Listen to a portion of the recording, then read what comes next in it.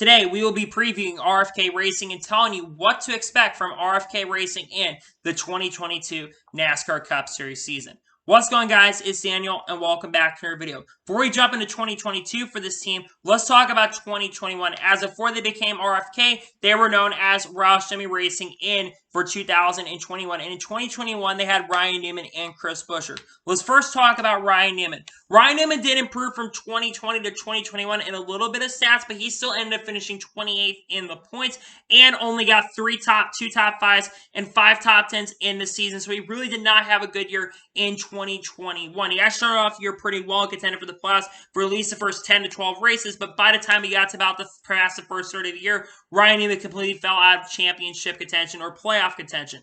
The other driver drove for his team was Chris Buescher, and Chris Buescher actually improved from 2020 to 2021. And really up until about the national weekend, Chris Buescher was a playoff contender. However, he had a bad race in Nashville, and then Kurt Busch won a race, and Eric Almirola won a race, which unfortunately took him out of contention to be in the playoffs, but he still had a pretty good run. Had quite a few top 5s and quite a few top 10s in the season. While during this time, there was an announcement to happen, and rumors started circulating about Brad Keselowski potentially becoming a co-owner/driver of the organization as early as late April and early May. And then the reports finally came out in August that Brad Keselowski will be buying into Roush Racing as a co-owner/driver of the organization, and would at the time have a minority ownership stake into the organization. And eventually, as time goes on, he would have more, as more time went on, he would have more of an ownership stake into the organization. So Brad Keselowski will be moving over to that team, and he'll be driving that 6 car next year. And this is a really, really big acquisition for the team, in my opinion. So now let's jump into the team for next year. The first driver we're going to talk about is Brad Keselowski. Yes, like I just mentioned a minute ago, Brad Keselowski will be moving into RFK Racing to be a co-owner/driver of the organization with a minority ownership stake.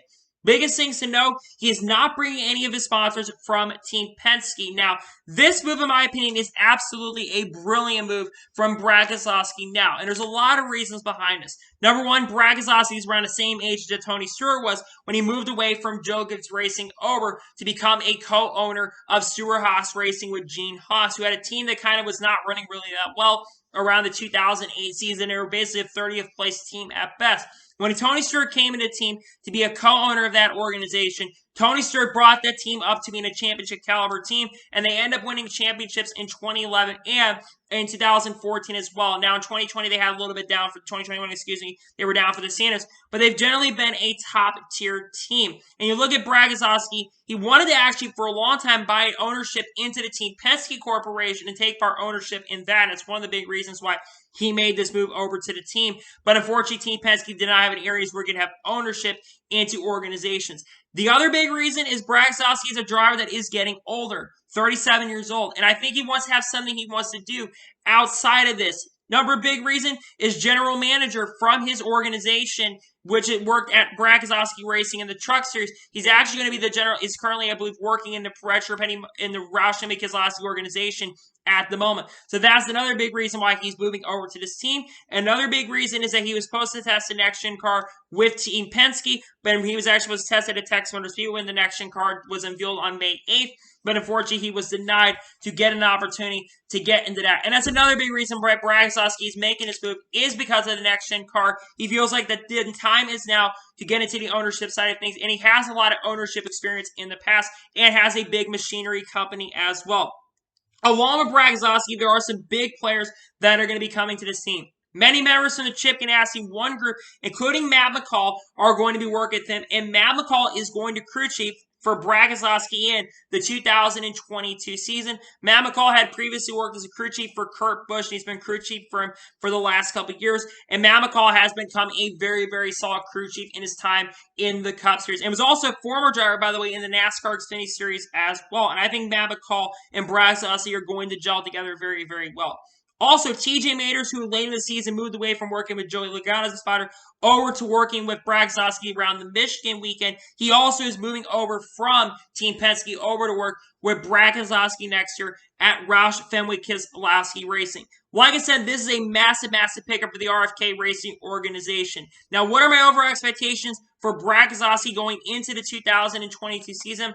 I'm expecting Brad Keselowski to have a pretty solid year. I think that 6 car is going to make the playoffs in 2022, and I think that car will have a lot of will have some top 5s and probably quite a few top 10s next year. However, I do think that Brad Keselowski will most likely get eliminated in the round of 16. If he makes it to the round of 12 next year, I will be shocked. I don't think that car is going to be a round of 12 contender. I think at least for the first year of Brad Keselowski being there, I think that 6 car will make it to the round of 16. I also think he will, however, get a win at a super speedway, considering RFK Racing has generally been really, really fast on super speedways. I think that win is going to come at Talladega Super Speedway. He's gotten, I think, 5 or 6 victories at Talladega Super Speedway, so I think he's going to win. But I think over time, he is going to become a much better driver with this team. Well, not a much better. He's going to be a driver that is really going to improve this organization as a whole, and I think he'll do very well next year.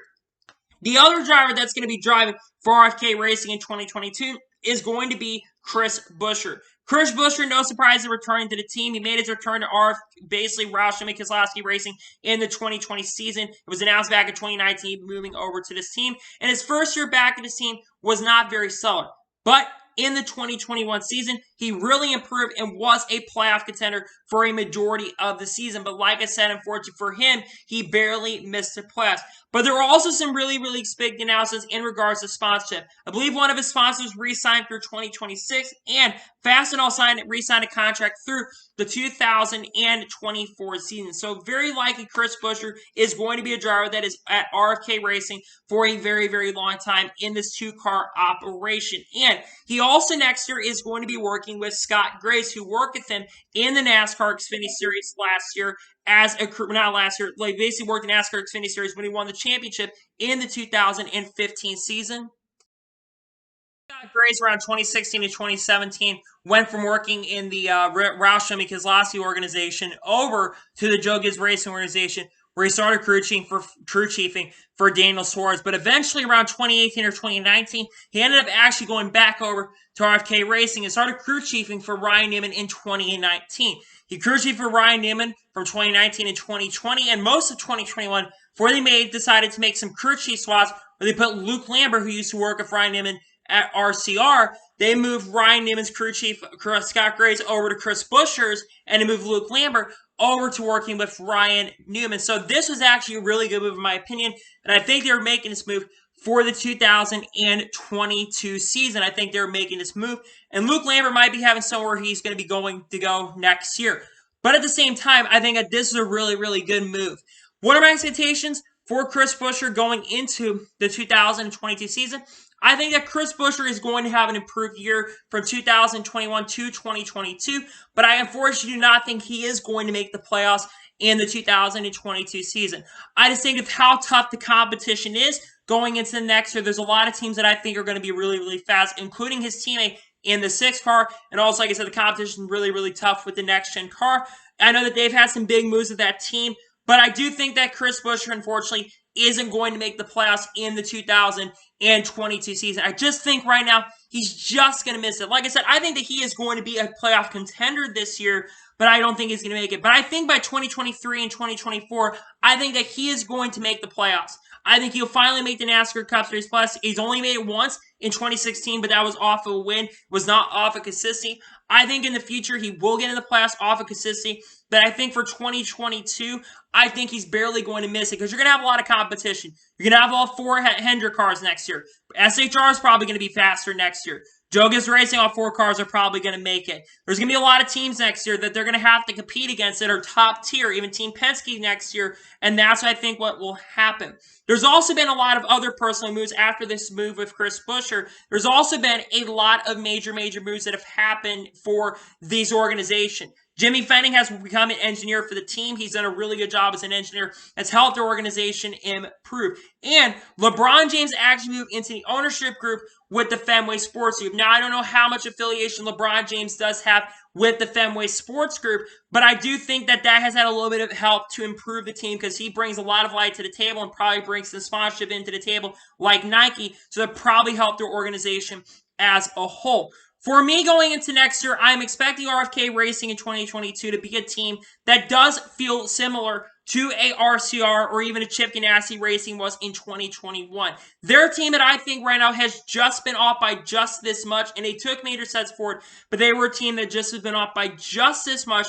And I do believe that in 2022, they're going to improve in a lot of aspects. I think it'll be a team that contends for more top 5s and more top 10s going into next year. I think if you are a fan of RFK Racing, though, long-term down the road, and you want the old glory days of Roush to come back, where the team was really, really good in the early to mid-2000s and in the 90s as well, and even the early 2010s and late 2000s, I think that team is going to eventually come back at some point. Whether that is in 2023, 2024, I think that we're going to see Roush the way it used to be long-term down the road, a championship caliber team, because they have the X factor. I think Brad Keselowski is the X factor to this organization. I think picking him up for the team is really, really good.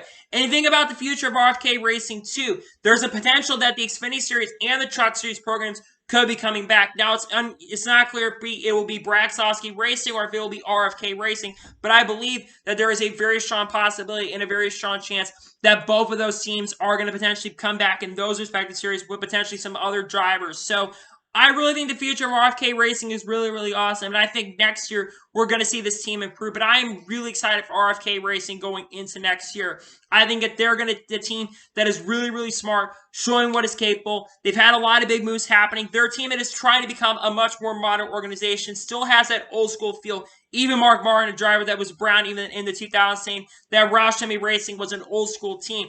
I think bringing Brad Keselowski into the team is a breath of fresh air, though he does have an old school type of feel. Brad Keselowski knows how to make a team really, really good and make it properly fresh. And I think Brad Keselowski is someone that will lead RFK Racing down the road. And I think next year for RFK Racing, I think that they are going to do very, very well next season. And I'm extremely excited for RFK Racing going into 2022. I think that this team is going to be very, very solid next year. And I'm really excited and cannot wait for 2022 with the RFK Racing organization.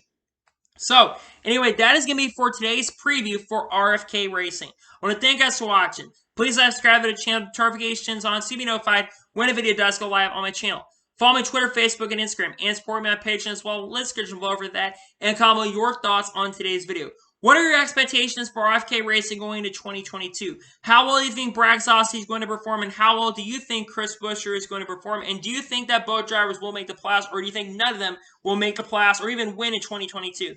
Let me know that in the comments below. The normal NASCAR news cycle will be returning tomorrow. There is a lot of NASCAR news that is going to be dropping here very, very soon, and we'll talk a lot about that coming up here soon on the channel. But anyway, like I said, I want to thank you guys for watching today's video, and I'll see you guys next time for some more great and awesome NASCAR content on the channel like this. Take care, everybody.